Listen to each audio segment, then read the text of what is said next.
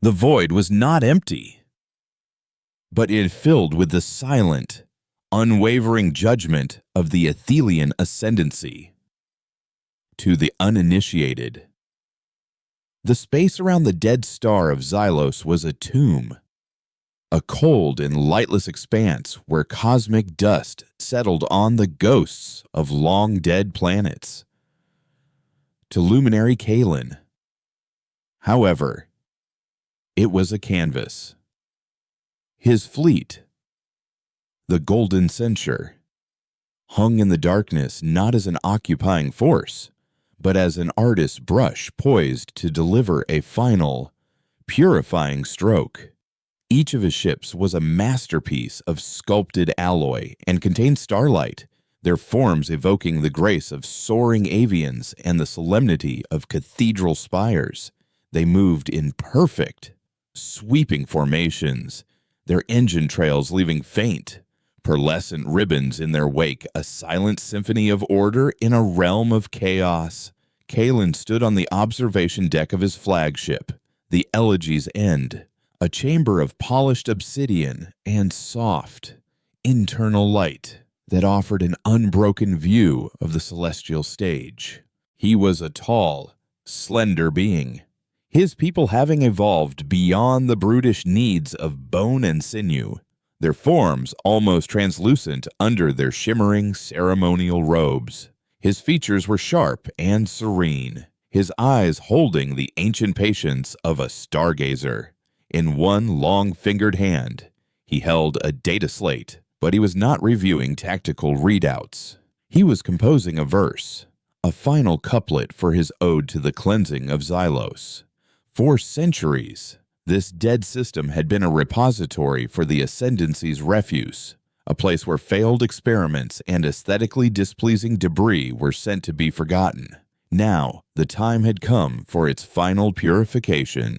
The ritualistic bombardment of the system's primary asteroid belt was less a military exercise and more a sacred rite, a demonstration of the Ascendancy's power to impose beautiful, final order upon the universe's untidiness. Luminary. A soft voice chimed from behind him. It was Lyra, his first adjutant, her form as graceful as his own, her expression one of unwavering placidity. The fleet is in position. The celestial choir awaits your command to begin the score. Kalen did not turn. His gaze remained fixed on the jagged, chaotic silhouette of the asteroid field. The score is not yet complete. Lyra, the final movement requires resonance. He gestured faintly with his slate. This is not mere destruction. It is erasure. We are not breaking rocks. We are silencing a discordant note in the great cosmic song. Lyra bowed her head slightly. Of course. Luminary, your clarity is, as always, perfect. She hesitated. The long-range resonance scanners have noted minor gravitational inconsistencies within the belt, probably the result of unlicensed asteroid mining by some primitive species. They are insignificant. Kalen waved a dismissive hand, the gesture as fluid as flowing water. Primitives were always a nuisance, scratching away at the galaxy's forgotten corners like vermin in the walls of a grand temple. They were aesthetically displeasing, but ultimately irrelevant. Their crude mining vessels, if any were even out there, would be vaporized in the opening salvo, their existence a brief, ugly footnote in his grand composition. Let the choir begin, he commanded softly. First movement crescendo, across the fleet. Harmonic energy cannons began to glow, their ethereal light bathing the sculpted hulls in hues of sapphire and gold. It was a slow, deliberate process, designed to build anticipation, to allow the universe itself to feel the coming purity. But as the energy signatures swelled, a new sound intruded upon the bridge, not the harmonious chime of Athelian technology, but a harsh, guttural alarm. Lyra's serene expression finally fractured, replaced by a flicker of confusion. Luminary, multiple unregistered signatures emerging from the asteroid belt. They are small, dense, and accelerating. Kalen's eyes narrowed. "Show me." The main observation window shimmered, overlaying the serene view with a tactical grid. Dozens of angry red icons were swarming out of the asteroid field like hornets from a disturbed nest. Their trajectories were erratic, chaotic, and utterly without grace. They were not the lumbering mining vessels he had imagined. These were small, ugly craft, asymmetrical and brutally functional. Some were little more than engines strapped to solid chunks of refined asteroid iron. They bore no elegant markings, no sweeping lines, only the grim functionality of a tool built for a single, violent purpose. "What is the design philosophy of these vessels?" Kalen murmured, a thread of genuine revulsion in his voice. "There is no philosophy," Lyra replied, her voice tight. "They appear to be jury-rigged. A mix of repurposed industrial craft and dedicated assault drones, coalition markings, humanity." The word was a sour note, a name associated with noisy fey, chaotic expansion, and a bizarre obsession with commerce and brute force kinetics. They were a young species, barely a galactic presence, known more for their incessant, squabbling corporate factions than for any real military might. They were a species that built in squares and rectangles, that saw the universe not as a poem to be understood, but as a resource to be exploited. "They are firing," Lyra announced, her voice losing its melodic calm.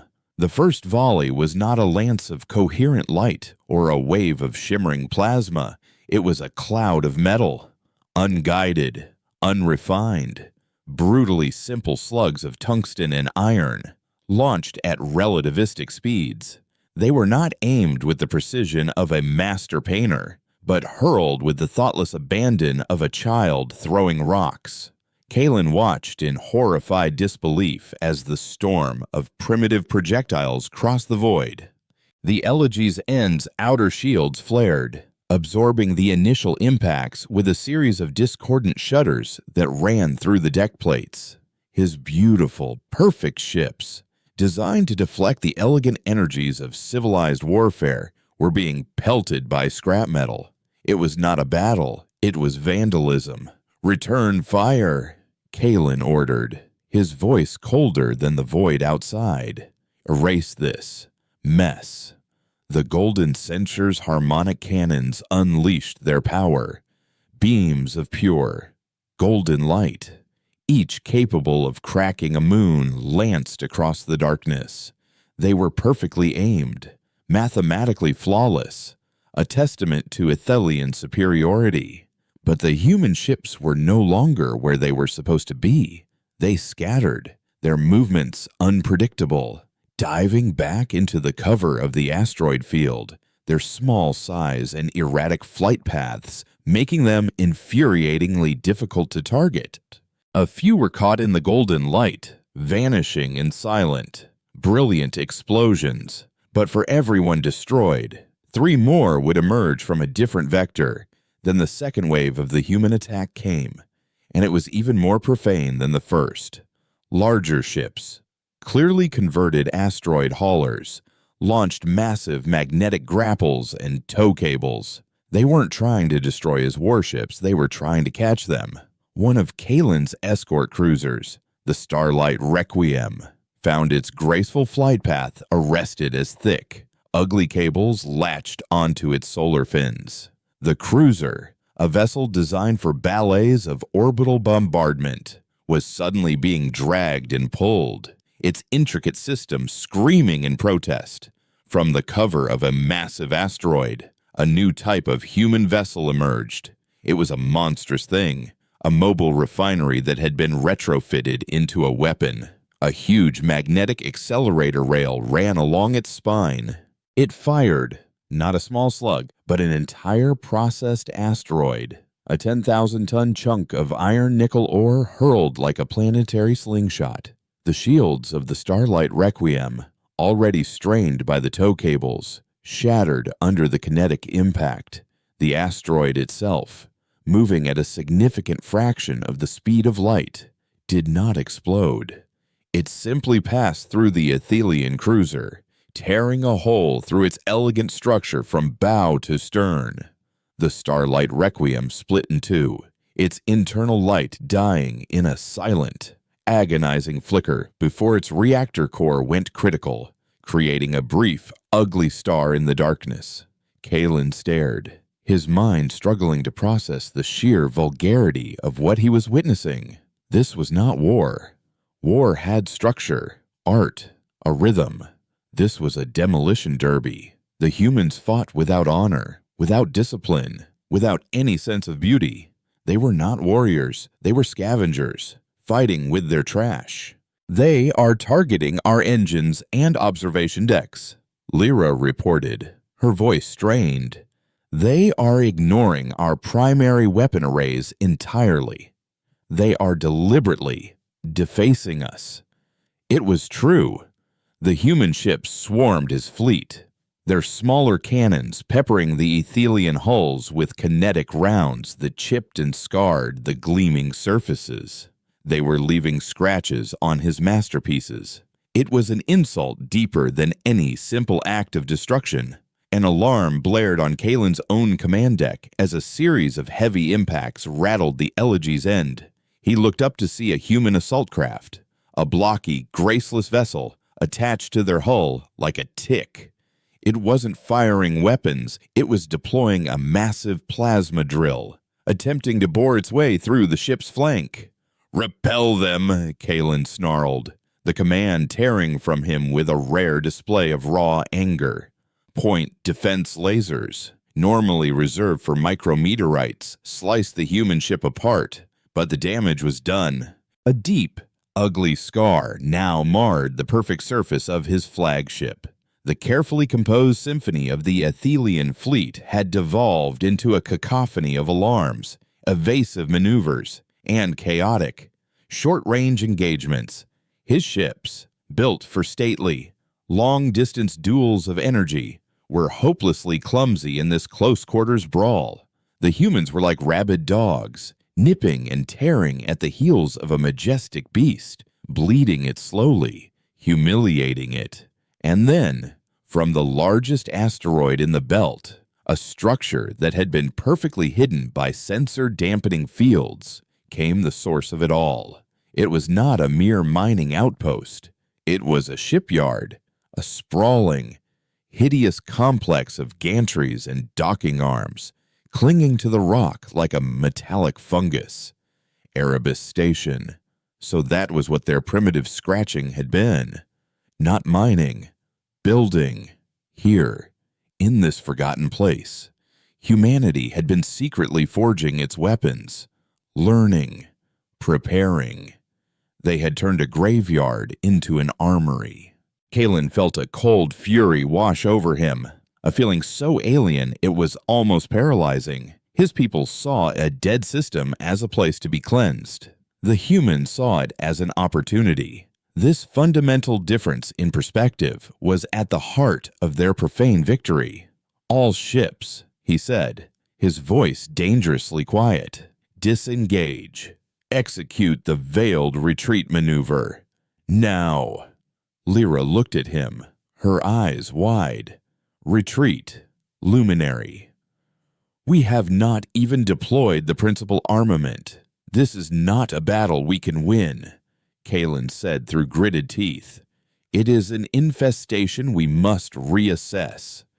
To continue this engagement would only mean suffering more of this ugly humiliation." The golden censure, what was left of it, began to pull back. Their engines flared, and they executed a complex, synchronized warp jump, a maneuver of such grace and precision that it was considered an art form in itself. They vanished from the Xylo system in a shimmer of displaced light, leaving behind the wreckage of a dozen beautiful ships and the victoriously ugly swarm of the Terran coalition. As the Elegy's End stabilized in the serene quiet of hyperspace, Kalen walked through his ship. He saw the damage not as structural failures, but as aesthetic wounds. He ran a hand over a bulkhead that had been buckled by a kinetic impact, the smooth curve now marred by a brutal, angular dent. He looked at the tactical replay, at the chaotic, graceless dance of the human ships, and he finally understood. He had come to Xylos to create a masterpiece of destruction, to bring cleansing order to a chaotic place. Instead, the humans had taken his canvas and splattered it with filth. They hadn't just defeated his fleet, they had defiled his art. This was not a strategic loss to be analyzed and countered. It was a profound spiritual insult. He arrived back on this observation deck and erased the final couplet he had written for his ode. That poem was dead, its subject desecrated. He began a new work, its title forming in his mind with chilling certainty, Lament for a Stained Galaxy. His mission was no longer about purification, it was about extermination. He had to erase this chaotic, ugly, brutally pragmatic species from the cosmic canvas. And as he began to write, he knew with a terrifying clarity that to destroy something so ugly, he would have to learn to fight without beauty, without honor, and without art. He would have to learn to become a monster. The thought did not frighten him. It inspired him. The journey from Xylos was a silent schism in Kalen's soul, in the tranquil, crystalline corridors of hyperspace, where the universe was reduced to a serene, flowing river of light. There should have been peace. Instead, the ugly chaos of the battle replayed itself against the backdrop of that serenity, a vulgar stain on a perfect tapestry. The golden censure, or what remained of it, did not return to the heart of the ascendancy. Kalen could not bear the thought of presenting his scarred, defiled ships to the celestial court. The whispers, the looks of pity and contempt from those who had never tasted the bitter reality of combat, would be unbearable. He had transmitted a carefully worded report, a brief, sterile summary mentioning an engagement with an unforeseen, tactically divergent hostile force, and requesting leave to conduct a strategic reassessment at a remote research outpost.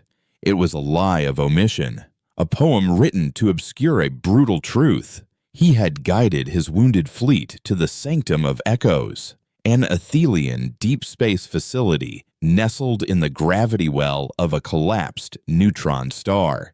It was a place of study, not of war, a monastery for scientists and philosophers who sought to understand the universe's most discordant phenomena. It was the perfect place to study the ultimate discordance humanity. Kalen had commandeered the Sanctum's primary cogitation chamber, a vast, spherical room where holographic data could be projected in 3 dimensions, allowing one to literally walk through information.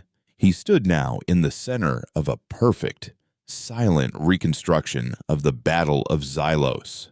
The elegant forms of his ships hung like frozen ghosts, while the crude, angular shapes of the human vessels were rendered as jagged red shards. For days, he had done nothing but watch, forcing himself to relive every humiliating moment. He did not watch for strategic insight, not at first. He watched as a form of self-flagellation, burning the images of his failure into his consciousness until they eclipsed all memory of past victories. Lyra stood near the edge of the chamber, her placid expression a mask for her growing concern. "Luminary," she said, her voice a soft intrusion into his obsessive silence. "The engineers have stabilized the Elegy's End. The scars on the hull, they can be repaired. The ship can be made perfect again." Kalen turned his head slowly, his eyes cold. "Perfection is an illusion we can no longer afford. Do not repair the scars. I want to see them. I want every officer in this fleet to see them every day. They are a lesson etched in alloy." He gestured, and the holographic display zoomed in on the final moments of the Starlight Requiem. He forced himself to watch the hulking, repurposed asteroid hauler, the ugly magnetic grapples, and in the final brutal impact of the hurled asteroid. "There is no art in this," he whispered, his voice laced with a venomous cocktail of awe and disgust. "No finesse. They did not outmaneuver it. They did not pierce its shields with a more elegant energy form. They took a large, heavy rock, and they threw it. It is the warfare of a caveman, scaled to the heavens."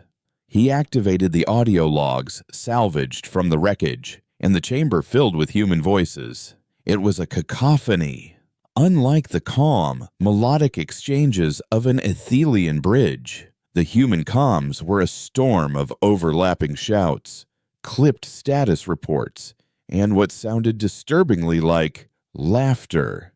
There was no poetry, no reverence for the act of battle, only a frantic, chaotic energy. "Give 'em the big one, Taggart," one voice yelled. "Paint a target on that shiny bastard's ass." Another barked. "Yeah, eat rocks and die." It was crude, it was vulgar, and it was terrifyingly effective. "They are not a cohesive military," Kalen mused aloud, beginning to see past his own revulsion. "They are a swarm of individual desperados. Each pilot, each captain, seems to be fighting their own private war. There is no central conductor, no grand symphony. It is a riot." He isolated the voice that had been giving the most coherent orders, the one addressed as Taggart. The voice was female, rough-edged, and utterly devoid of panic. Margot Maggie Taggart stood on the command deck of Erebus Station, a place that smelled of ozone, stale coffee, and hot metal. The victory celebration had lasted exactly 37 minutes, the time it took for the last Athelian ship to vanish into hyperspace, and for the station's chief engineer to report that they had expended 64% of their total ammunition and were running on 3 layers of patched-up life support. Now, the adrenaline had faded, replaced by the cold, heavy certainty of what came next. "Status on the salvage ops," she commanded, her voice cutting through the low hum of the station. A young man with grease stains on his cheek looked up from his console. "Team 3 is working on the cruiser that got asteroid Ed. The reactor is dead. Thank God. They think they can pull its primary energy conduits. They're different, woven crystalline structures, nothing like our tech." Maggie nodded, her eyes fixed on the debris field displayed on the main screen. The Athelian wreckage wasn't just scrap. It was a treasure trove of alien technology and a terrifying testament to the enemy they had just made. The ships were beautiful, even in death, their shattered hulls like the fragments of a fallen cathedral. Her people, the motley collection of corporate exiles, freelance engineers, and anti-authoritarian idealists who called Erebus home, had won by being unpredictable, using their industrial tools as weapons, by fighting dirty. But that trick would only work once. Team 1 found a mostly intact harmonic cannon. Another operator reported, "It's quiet. It doesn't hum like our weapons. It just sits there, looking perfect. Gives me the creeps." "Bring it in," Maggie ordered. "Carefully. I want our best physicists to take it apart, molecule by molecule. We need to understand how they generate that much power so gracefully." She knew they hadn't won because they were better. They had won because the Athelians couldn't comprehend fighting an enemy that treated a priceless warship with the same respect it would give a rabid dog. You put it down as quickly and messily as possible. The Ethelian commander had been trying to compose a masterpiece. She had just been trying to survive. And the comms intercepts, she asked. Anything. The communications officer shook his head. Clean, eerily clean. Their retreat was perfectly coordinated. Not a single panic transmission. They just left. It's like they decided the performance was over and went home. That was what scared her the most. Their retreat hadn't been a rout. It had been a tactical withdrawal. They had been beaten. Yes, but they hadn't been broken. They were coming back. And next time, they would know what to expect. Next time, they wouldn't be trying to stage a ballet. They'd be coming to burn the whole theater down. Double the patrols, she said, her gaze sweeping over her crew. Accelerate production on the new railgun platforms. And get me a full report on the Ethelian ship designs. I want to know where their armor is thinnest, where their command decks are, and what it takes to make those pretty ships fall apart even faster. The party's over. The war just started. Back in the Sanctum of Echoes, Kalen had isolated every fragment of data pertaining to the destruction of the Starlight Requiem. He had the Ethelian engineers, say beings who had spent their lives crafting technology that was as much art as it was science, analyze the human weaponry. Their report was delivered with an air of profound offense.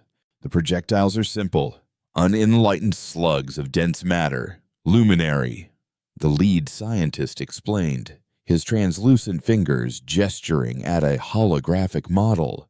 There is no energy field, no exotic particle, no modulation. They simply achieve a high velocity and collide. It is the most primitive form of energy transfer. And the asteroid, Kalen asked, his voice flat. That was not a weapon.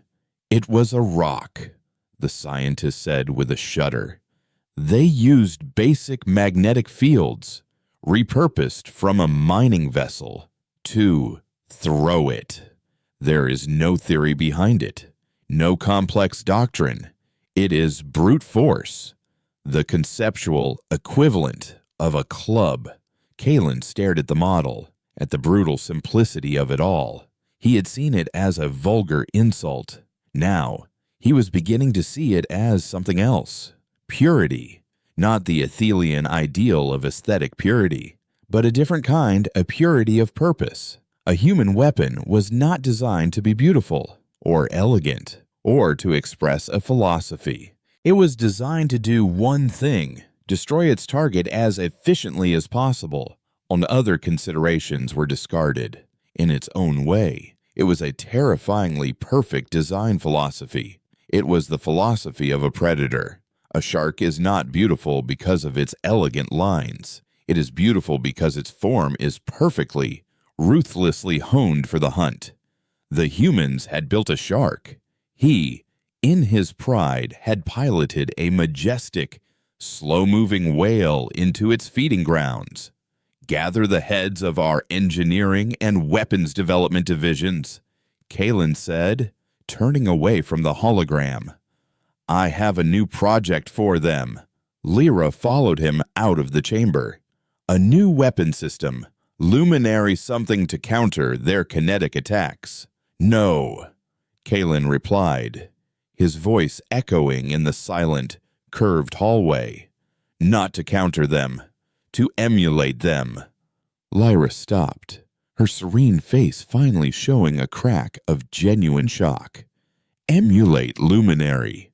Their technology is profane. To build such things is necessary. Kalen interrupted, running to face her. His eyes, and for the first time, held a light that was not of patient starlight, but of a burning forge. We tried to defeat them with a poem. We failed. Now, we will defeat them with a hammer. I want our engineers to design a kinetic weapon. I don't care what it looks like. I don't care if it is graceless. I don't care if its use is an affront to every principle of Ethelian artifice. I want it to be simple, powerful, and effective. I want them to build me something that breaks things." He walked away, leaving Lyra standing alone in the hallway, the foundations of her ordered, beautiful universe beginning to crumble. Kalen did not look back. He was walking toward a future he knew would be ugly and brutal, but it would be a future where the Ethelian ascendancy survived. He went to his private chambers and looked upon the still unfinished verses of his lament for a stained galaxy. He picked up his stylus, and under the title, he wrote the first line. It was not a line of sorrow or regret. It was a vow, written in a script as sharp and cold as a shard of broken glass. There is a beauty in the breaking, the sanctum of echoes. Once a tranquil haven for contemplative thought, became a crucible of ugly creation. The melodious chimes of research instruments were replaced by the discordant shriek of stressed alloys and the percussive thud of magnetic accelerators. Kalen had transformed the facility's primary fabrication bay, a place where delicate instruments for measuring cosmic background radiation were once lovingly crafted, into a forge worthy of the most brutish human engineer. He drove the Ethelian scientists and engineers with a relentless, cold fury that was utterly alien to their nature. They were a people who nurtured ideas, who coaxed designs into existence through patient meditation and elegant equations. Kalen demanded results, not revelations. He gave them a simple, profane directive: build a weapon that was nothing more than a delivery system for brute force. The initial results were disastrous. The first prototypes were beautiful. The engineers, incapable of abandoning their ingrained aesthetic sensibilities, produced kinetic launchers with gracefully curved barrels and energy casings that pulsed with soft, harmonic light. They fired projectiles of spun crystalline alloy that flew with perfect silent trajectories. And they were utterly useless. Kalen stood on the observation deck overlooking a test firing. The Ethelian prototype fired its flawless projectile at a captured asteroid. The crystal slug struck the rock and, instead of shattering it, embedded itself like a perfect jewel. "It is aesthetically pleasing," the lead engineer commented, a hint of pride in his voice. "The impact resonance is almost musical." Kalen felt a surge of rage so pure it was almost calming. He turned to the engineer, his voice devoid of all warmth. "I did not ask for a musical instrument. I asked for a hammer. The purpose of a hammer is not to play a tune. It is to smash things into dust. You have failed." He pointed to a secondary screen displaying footage from the Battle of Xylos, a grainy, chaotic clip of a human railgun firing. "Look at that," he commanded. "It is hideous. A slab of magnetized iron bolted to a power conduit. It shrieks when it fires. It shakes its own ship to the point of structural failure. But when its slug hits the target ceases to exist. That is purity of purpose. That is what I want." He dismissed the engineers and brought in a different team, the structural analysts, the ones who studied stellar collapse and planetary fractures. He did not ask them to design a weapon. He asked them to design a catastrophe. "Forget elegance," he told them. "Forget finesse. Give me a system that channels the most raw, unintelligent force possible and points it in a single direction. I want a weapon that offends the very laws of sophisticated physics. I want a club." The shift in perspective was radical, and it began to yield results. The new designs were brutalist, asymmetrical, and utterly without grace. They were built from dense, ugly alloys, with exposed power conduits and massive recoil dampeners that looked like tumors growing on the weapon's frame. They called it the inertial mace. When they tested the first fully functional prototype, it did not fire with a hum or a chime. It unleashed a deafening, metallic roar that shook the sanctum to its foundations. The projectile, a simple, unadorned cylinder of hyperdense tungsten, was not encased in a shimmering energy field. It was simply thrown. It tore through the void, a silent, unholy brute, and struck the target asteroid. The asteroid did not just crack or shatter, it vaporized. A cloud of incandescent dust was all that remained. There was no music in the impact, only a profound and terrifying silence. Kalen watched the replay, a slow, cold smile touching his lips for the first time in weeks. It was the ugliest thing he had ever seen, and it was perfect. Meanwhile, on Erebus Station, Maggie Taggart was facing a different kind of crisis. Victory had brought them not security, but vultures. News of their improbable success against an Athelian fleet had spread through the lawless outer sectors like wildfire. Suddenly, every corporate envoy, every mercenary captain, and every would-be warlord was showing up at her doorstep. They didn't see a bastion of independence that had defended its home. They saw a strategic asset. The Joric Corporation is offering to fund our entire defense budget for the next 5 years. Her second-in-command, a grizzled ex-Marine named Dex, reported. He tossed a data slate onto the cluttered central table of the command deck. In exchange for exclusive mining rights to the entire Xylos belt and a seat on your advisory council, Maggie snorted, not bothering to look at the slate. Tell them to shove their advisory council up their primary exhaust port. What's next?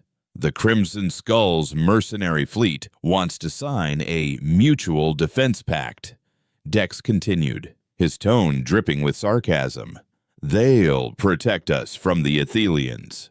All we have to do is let them use Erebus as their base of operations and give them 70% of all salvage tech. So they want us to become their indentured mechanics. Generous. Maggie pushed herself away from the table and walked over to the main viewport.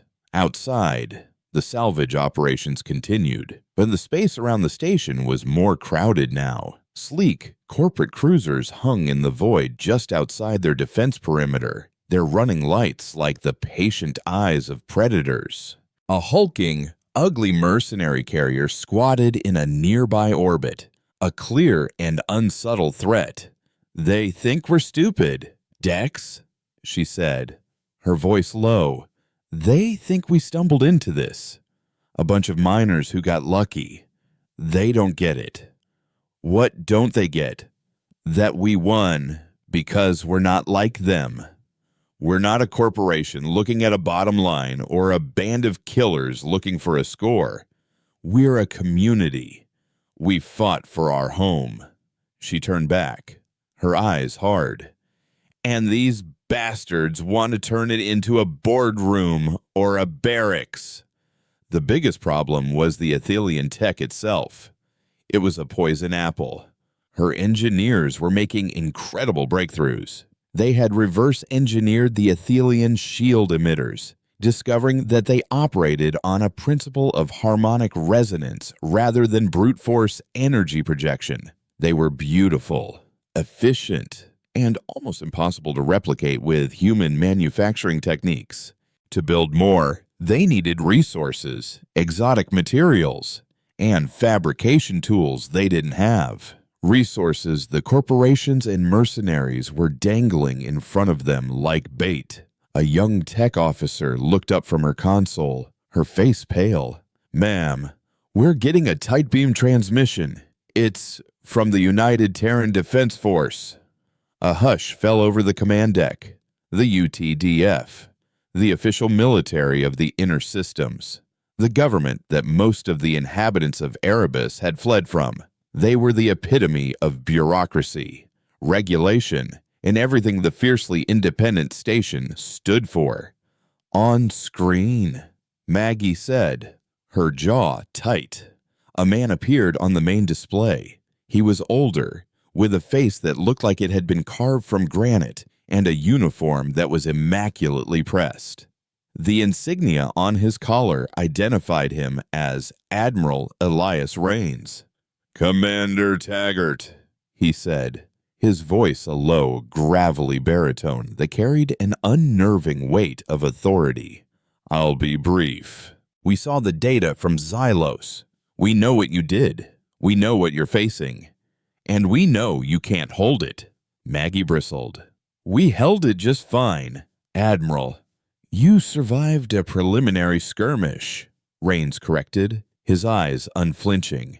"You haven't survived the war. The Athelians are not a corporate raiding fleet. They are an empire. When they return, they will not be composing a masterpiece, as your intel suggests. They will be coming to sterilize this entire system. And your new friends," he gestured dismissively, "will sell you out for a profit margin the second things get hot."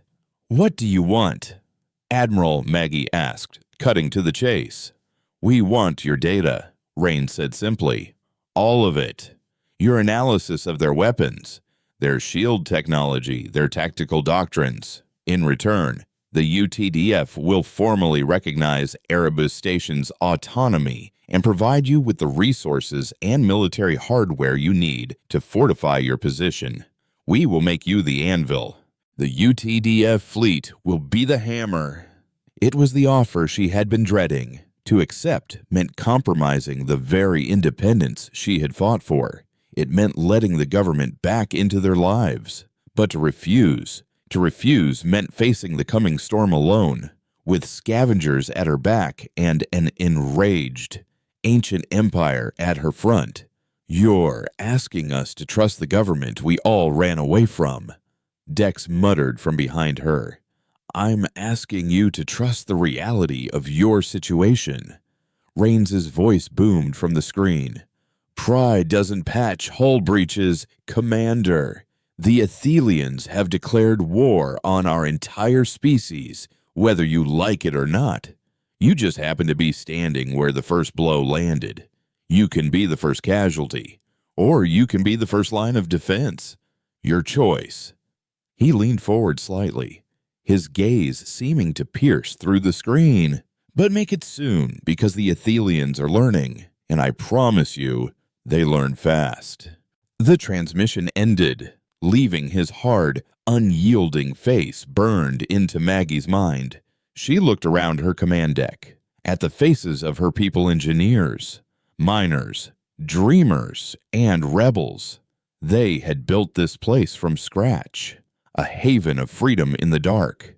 Now, to save it, she might have to chain it to the very thing they had escaped. Kalen stood before the completed inertial mace. It had been installed in the Elegy's end, replacing the primary harmonic cannon in the ship's prow. The installation had required tearing a gaping, ugly hole in the elegant bow, retrofitting entire decks to handle the weapon's monstrous power draw and recoil. The ship was no longer a work of art. It was a scarred, brutal thing, its grace forever marred by the brutalist functionality of the human-inspired weapon. It was perfect. Our long-range scouts have confirmed it. Luminary, Lyra reported, her voice now permanently tinged with a weary resignation. The humans are fortifying the Xylos system. They are building new weapons platforms, and other human factions have arrived. Mercenaries, corporate fleets. Kalen listened, his expression unreadable. They are squabbling over the spoil, he said. Predictable. They are a fractured, greedy species. They will turn on each other. That is their nature. But they are also building, Lyra insisted. The station itself is more heavily armed. Our simulations suggest a direct assault, even with the new weaponry, would be costly. Then we will not conduct a direct assault, Kalen said, turning to face his adjutant. His eyes burned with a cold, clear light. We will not engage their station. We will not fight their fleets.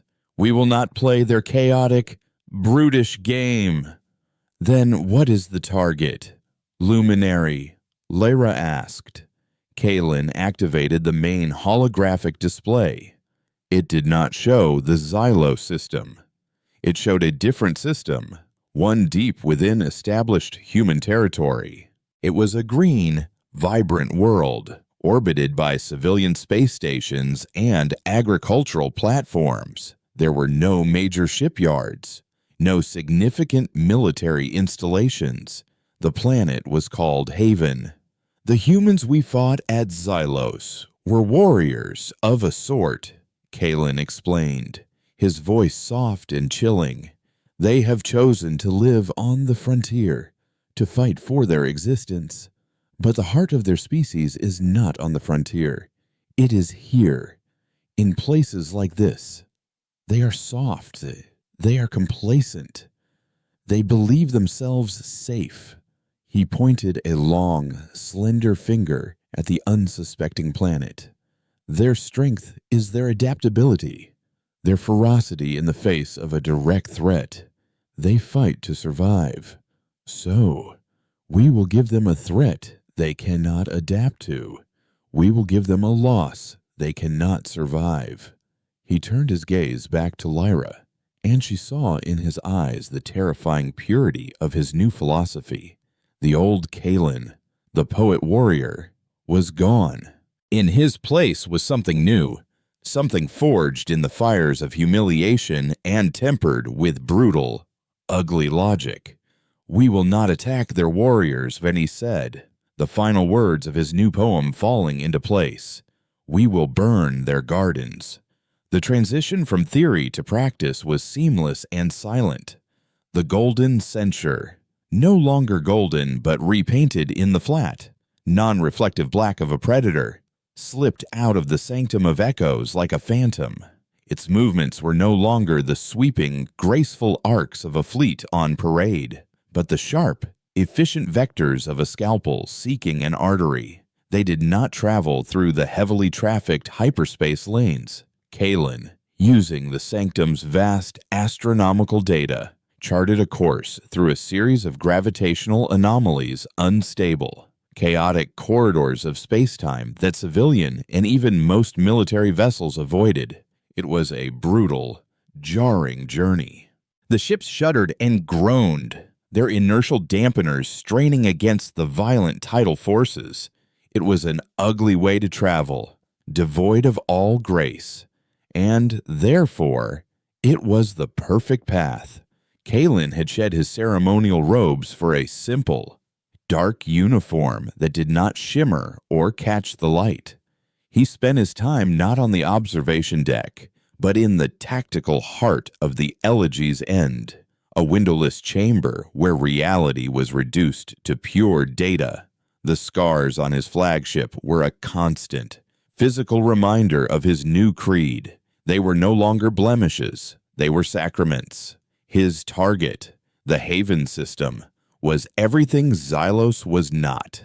It was a jewel of the Terran expansion, a lush, temperate world that served as the breadbasket for a dozen industrial colonies. Its orbital space was filled with agricultural stations, massive spinning rings of hydroponic bays and biodomes, gleaming under the light of their yellow sun. The system's defense force was minimal, a handful of aging United Terran Defense Force patrol cruisers and a scattering of local militia cutters. They were a police force, not an army, designed to deter pirates, not to fight an Imperial fleet. Kaelin's fleet emerged from the system's Oort cloud with the silence of a held breath. They were a sliver of darkness against the infinite black, their engines running cold, their energy signatures masked by sophisticated, baffling technology reverse-engineered from human stealth systems. For a full rotation of the planet below, they simply watched, gathering data, mapping the civilian traffic patterns, identifying the nodes of the system's communication network. They are completely unaware, Lyra reported, her voice a monotone whisper in the dim light of the tactical chamber. Their long-range sensors are focused on the outer territories, towards Xylos. They believe the war is happening elsewhere. The war is not a place, Kalen replied, his eyes fixed on the glowing icon of the planet. It is a state of being, and they are not at war. They are at peace. That is their vulnerability. That is the weakness we will exploit. He did not intend to fight the system's defenders. He intended to surgically remove their ability to see, to speak, and to act before they even knew they were under attack. Phase 1, he commanded. Isolate the system. Deploy the echo shrouds. From the bays of his escort ships, dozens of small, silent drones were released. They did not speed towards their targets. They drifted, using minute gravitational adjustments to guide their courses, making them indistinguishable from micrometeorites. They attached themselves to every comms relay and sensor buoy in the system. When Kalen gave the signal, they all activated at once. They did not jam communications, they hijacked them. The echo shrouds began to broadcast a perfect, looping recording of the last few hours of normal sensor data. To every ship, every station, and every listening post in the Haven system, everything was normal. The illusion was flawless. Phase 2, Kalen said. Neuter the Guardians. The targets were the UTDF patrol cruisers. They were old, but they were still warships. Kalen would not grant them the honor of a battle. 3 of his fastest, stealthiest frigates, the Silent Talons, detached from the main fleet. Each was armed with a new, insidious weapon developed in the sanctum, the Logic Plague. It was a targeted cyber weapon, a virus that did not destroy systems, but subtly corrupted their core logic. The Talons approached the cruisers from their blind spots, firing pinpoint data streams at their command and control systems. On the bridge of the UTDF cruiser Stalwart, the watch officer yawned, staring at his placid sensor screen. He never saw the subtle flicker in the diagnostic codes. He never noticed as the ship's IFF Identify Friend or Foe system began to recalibrate itself based on a new, false logic. The Logic Plague did not announce itself. It simply told the Stalwart's weapon systems that the other UTDF cruisers in the system, the Vigilance and the Dauntless, were now designated as hostile Ethelian vessels, their transponder codes a clever new form of alien mimicry. The same insidious lie was being whispered into the electronic ears of the other 2 ships. The trap was set. Now, Kalen would provide the trigger. Phase 3, he ordered, a cold finality in his tone. The overture. The elegy's end moved into the open. It did not charge forward. It simply revealed itself, a sliver of black hanging in the void. A ghost at the edge of their doctored sensor range. On the bridge of the Stalwart, alarms finally blared. The watch officer jolted upright, his heart pounding. Contact! Unidentified vessel! Athelian design. The ship's captain rushed to the bridge. Battle stations, all ships, form up, target that vessel. As the 3 UTDF cruisers began to maneuver, their weapon systems, now thoroughly corrupted by the Logic Plague, came online. The targeting computers of the Stalwart locked onto the Ethelian ship, but then, following their new, insane logic, they cross-referenced the target with the other friendly ships in the formation. The Vigilance, turning to port to get a firing angle, was suddenly reclassified. Hostile, Ethelian, primary threat. Sir, the tactical officer on the Stalwart cried out, his voice cracking with confusion. I've got a lock on the Vigilance. Before the captain could process the insane report, the ship's automated defense systems, designed to react faster than any organic crew, made their own decision. The stalwart fired a full volley of plasma torpedoes, not at the distant Elegy's end, but at its sister ship. The Vigilance, taken completely by surprise, was ripped apart by friendly fire. The last thing its crew saw were the familiar markings of a UTDF warship turning on them. Panic erupted. The Dauntless, witnessing the stalwart's betrayal, immediately returned fire, its own corrupted systems identifying the stalwart as the aggressor. In seconds, the Haven system's entire defense force tore itself to pieces in a tragic, brutal ballet of confusion and corrupted logic. They never fired a single shot at Kalen's fleet. Kalen watched the self-destruction with no sense of triumph, only a cold, detached satisfaction. He had not defeated them. He had made them defeat themselves. It was a victory of the mind, a perfect application of his new, ugly philosophy. With the system's guardians gone and its communication still blissfully unaware, the canvas was finally clear.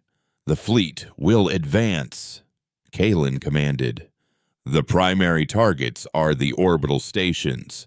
The inertial mace is to be used on the largest one, the Arcadia platform. I want to make a statement." Admiral Elias Rains stood before a star chart in the UTDF High Command on Earth. The chart was a sea of blue icons representing their fleets and installations, but a new, creeping rash of red was spreading from the outer territories. "We have a full-blown crisis at Xylos," one of his intelligence officers reported. "Maggie Taggart finally accepted our offer, but not before the Yorick Corporation tried to stage a hostile takeover of her station. Her people fought them off, but now she's fighting a war on two fronts. The outer colonies are a powder keg, and the Athelians haven't even made their next move yet." Rains's jaw was a tight line of granite. "The Athelians are patient. They're not a corporation looking for a quarterly profit. They took a blow. They're studying us, planning. Every day they wait, they get more dangerous." His aide approached, her face grim. "Admiral, we've lost contact with the Haven system." Rains turned slowly. "Lost contact. Define lost contact. A pirate raid, a solar flare." "No, sir," the aide said, her voice trembling slightly. "It's quiet. Perfectly quiet. The hourly check-in from the system patrol is overdue. All system-wide comms channels are dead, but the long-range sensor relays we have on the edge of the system are still transmitting a normal, all-clear signal. A cold dread, colder than the vacuum of space, settled in Rains's stomach. It was a contradiction, a go signal. It was impossible, unless... "It's a loop," he whispered. "Someone has taken control of the relays and is feeding us old data. They're trying to keep us blind." He looked at the star chart, at the position of Haven, deep within their supposedly safe territory, far from the front lines. He looked at the spreading red rash of chaos near Xylos, the place where everyone's attention was focused. It was a classic misdirection, a feint. "Get me the 7th Fleet," he roared, his voice shaking the room. "Tell them to cancel their patrol in the Procyon sector and make best speed to Haven. Go dark, no transmissions. I want them to jump in on the far side of the primary and do a passive sensor sweep. I want to know what the hell is happening in my backyard." He knew, with a gut-wrenching certainty, that they were already too late. The Arcadia platform was a testament to human optimism. It was a city in the sky, a massive spinning wheel that housed over 100,000 civilians. It was a place of schools, parks, and marketplaces, its internal biodomes filled with green fields and blue, artificial skies. It was the heart of the Haven system, a symbol of the peace and prosperity the UTDF was meant to protect. The Elegy's end approached it, a black dagger aimed at that heart. The people on the station, still cocooned in their false reality by the echo shrouds, went about their day, completely unaware of the judgment hanging over their heads. Kalen stood on his tactical deck, the main screen showing a magnified, high-resolution image of the station. He could see the tiny lights of shuttles moving between docks. He could see the green swaths of the agricultural modules. It was a world of pathetic, fragile life. "The weapon is charged. Luminary," Lyra's voice reported, a dead thing in the silence. Kalen gave a single, sharp nod. "Fire." The inertial mace did not release a beam of elegant light. It did not launch a graceful, arcing torpedo. It simply and brutally vomited a solid 10-ton tungsten rod at a quarter of the speed of light. There was no flash, no sound in the vacuum, only the brief, violent distortion of space around the prow of the Elegy's end as the weapon discharged its profane energy. The projectile crossed the distance to the Arcadia platform in less than a second. It struck the station not on its edge, but dead center, at the primary axis of its rotation. The kinetic energy transfer was absolute and catastrophic. The Arcadia platform did not explode. Explosions were energetic, chaotic, almost beautiful in their own way. This was different. This was a purely mechanical violation. The station's spin was its source of artificial gravity, its structural integrity. The tungsten rod, a piece of pure, unintelligent force, shattered that integrity in a single, instantaneous moment. The entire station folded in on itself like a piece of paper being crumpled. The outer ring buckled, its sections colliding with one another in a silent, slow-motion demolition. The internal biodomes shattered, venting atmosphere, soil, and life into the void. In less than 10 seconds, the city in the sky was reduced to a tangled, spinning mass of wreckage, a tomb for 100,000 souls who never even had a chance to scream. Kalen watched without flinching, his face a mask of cold resolve. The destruction was total, efficient, and utterly devoid of art. It was an equation, not a poem. He had targeted their body at Xylos, and they had fought back. Now, he had targeted their soul, and he knew, with chilling certainty, that there was no defense for a broken spirit. The rest of his fleet moved in, their conventional weapons firing not at military targets, but at the other agricultural stations, the orbital habitats, the civilian infrastructure. It was not a battle. It was a pest extermination. This was the true beginning of the war, not with a bang, but with a quiet, efficient, and soul-crushing act of terror. The lament for a stained galaxy was over. The lesson had begun. The arrival of the United Terran Defense Force's 7th Fleet was not a glorious charge of saviors. It was the solemn entrance of morticians into a city-sized tomb. They translated from hyperspace into a scene of profound, chilling silence. There was no battle, no distress calls, only the void, littered with the cold, dead refuse of a civilization. Admiral Elias Rains stood on the bridge of his flagship, the UTDF Indomitable, and watched the imagery resolve on the main screen. He saw the shattered remains of his patrol cruisers, their hulls twisted into sculptures of self-inflicted violence. He saw the orbital habitats, once vibrant hubs of life, now punctured and dark, venting the last of their frozen atmosphere into space. And he saw the ghost of the Arcadia platform.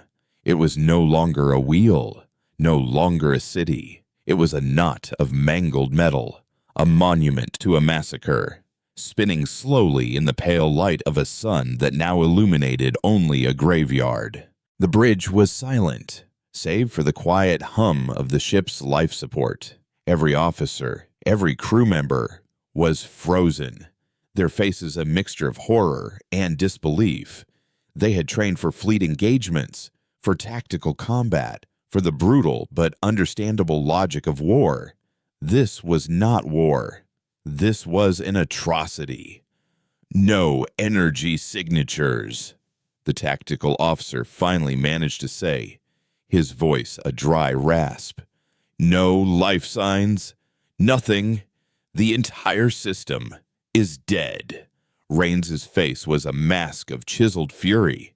He had fought pirates in the outer belts, crushed rebellions in the corporate sectors, and faced down alien incursions on the frontier. But in all his years, he had never seen anything like this.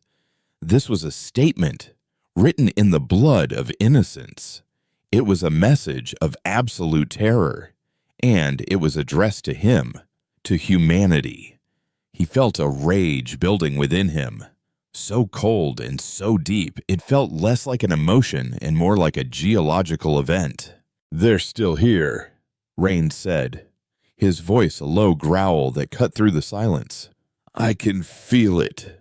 They didn't do this and run. They're watching.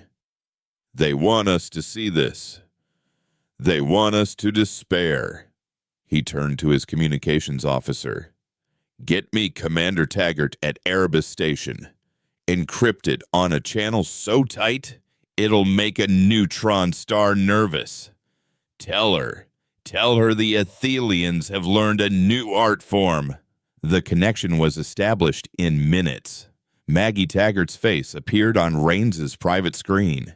She looked tired, her eyes bruised with sleeplessness, the backdrop of her command deck a chaotic hive of activity. Raines didn't waste time with the pleasantries. "They hit Haven," he said, his voice flat. "It's gone." Maggie didn't flinch. There was no gasp, no look of shock, only a slow, grim hardening of her features. She had seen the Athelian capacity for cold precision. She had known this was a possibility. "How bad?" she asked. "Total," Raines replied. "They didn't conquer it. They erased it. They even made our own ships kill each other. It was methodical." He paused, the cold rage in his chest threatening to choke him. "This commander of theirs, he's not fighting a war for territory anymore. He's fighting a war on our spirit. He wants to break us. He doesn't know what happens when you break things." "Admiral," Maggie said, her voice like grinding metal. "They just get sharper. What's your plan? You gonna line up your pretty battleships and let him pick you apart with his new tricks?"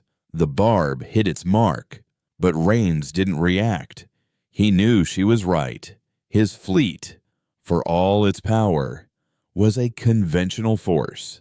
They were trained to fight battles, not to counter psychological torture. "I have the 7th Fleet," he said.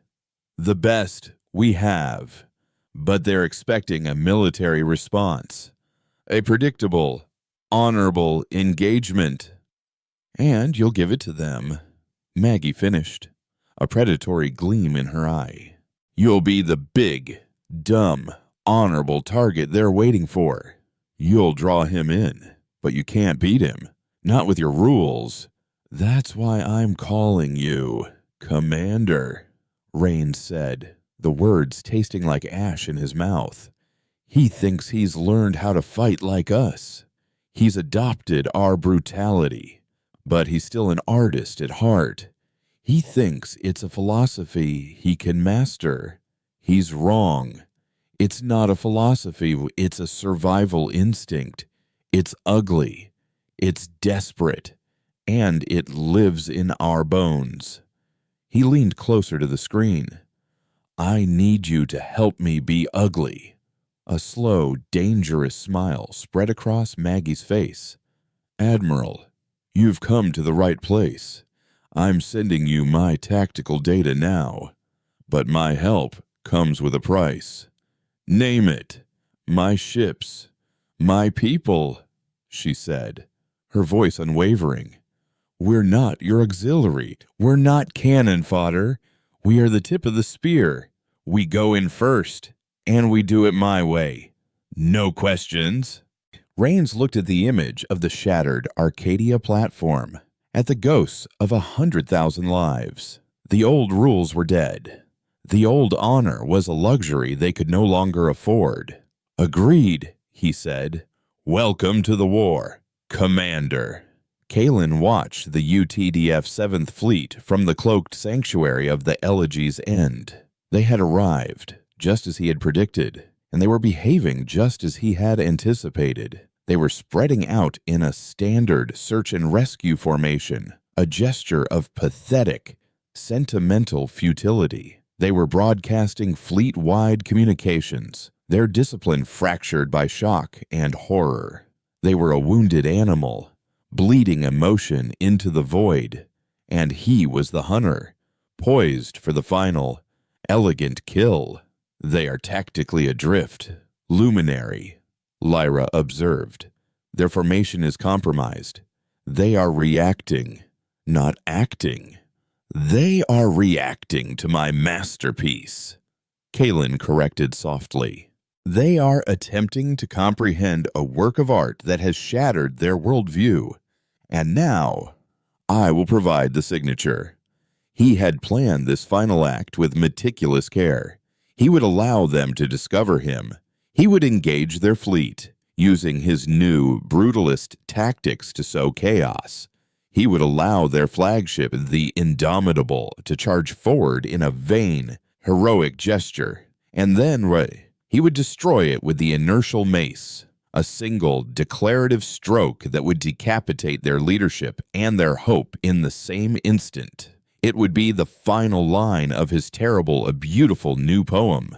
"Begin the final movement," he commanded. The Golden Censure, the Black Fleet, moved from the shadows. The battle began. It was a chaotic, brutal affair. Kalen's ships, faster and now armed with a mix of elegant energy weapons and crude kinetic launchers, struck at the UTDF fleet's flanks. They disabled ships with logic plagues, forcing more friendly fire incidents, turning the human fleet against itself. The 7th Fleet, for all its power, was being dismantled. Just as Kalen predicted, the UTDF Indomitable pushed through the chaos, its cannons blazing, a symbol of defiance aimed directly at the Elegy's End. "Predictable," Kalen murmured, a flicker of contempt in his eyes. He had studied their psychology. Humans, when pressed, always resorted to foolish, romantic gestures of heroism. "The flagship is in range," Lyra confirmed. "The inertial mace is ready." "Fire," Kalen said, the word a quiet benediction.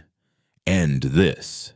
The weapon discharged with its now familiar, silent roar, the tungsten slug, the ultimate expression of his new philosophy, crossed the void. It struck the Indomitable dead center.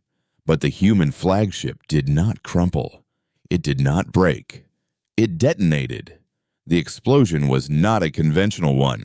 It was a wave of pure, incandescent Athelian energy, a shimmering, golden tsunami of the very power Kalen had once revered. The salvaged reactor from the Starlight Requiem, the captured harmonic cannons, every piece of their own technology that the humans had scavenged had been packed into the hollowed-out shell of the flagship and deliberately overloaded. The Indomitable was not a flagship. It was the largest, most beautiful, and most sophisticated suicide bomb in the history of warfare. The blast wave of pure, elegant energy slammed into Kalen's fleet. The shields on his ships, designed to deflect the brute force of kinetic weapons, were overwhelmed by the harmonic resonance of their own native technology. They flared, they shattered, and they died. And then, from the wreckage of the Arcadia platform, the true enemy emerged. It was not a fleet. It was a pack of jackals. Maggie Taggart's forces, Their ships, painted in the mottled gray of scavenged metal, rose from the debris field where they had been hiding. They were not a military force. They were an industrial nightmare. Repurposed asteroid haulers fired magnetic grapples, latching onto Kalen's crippled ships. Mobile refineries, their accelerator rails glowing, began hurling chunks of the Arcadia platform's own wreckage back at its destroyers. The real battle had just begun, and it was being fought by ghosts in a graveyard. The Elegy's end, its shields gone, its systems screaming, was swarmed. A mining vessel, a hideous, squat thing, slammed into its flank, its plasma drills igniting as it began to bore through the hull. "They were hiding in the wreckage," Lyra shrieked, her placid mask finally shattering into pure terror. "They were using our victims as camouflage." Kalen stared at the tactical display, at the utter, unpredictable chaos that had consumed his perfect plans. He had tried to become a monster, but he had only mimicked the shape of one. He had never understood the soul of it. He had never understood the desperate, cornered animal fury of a species that had nothing left to lose. The bridge of the Elegy's end buckled as an explosion tore through a lower deck.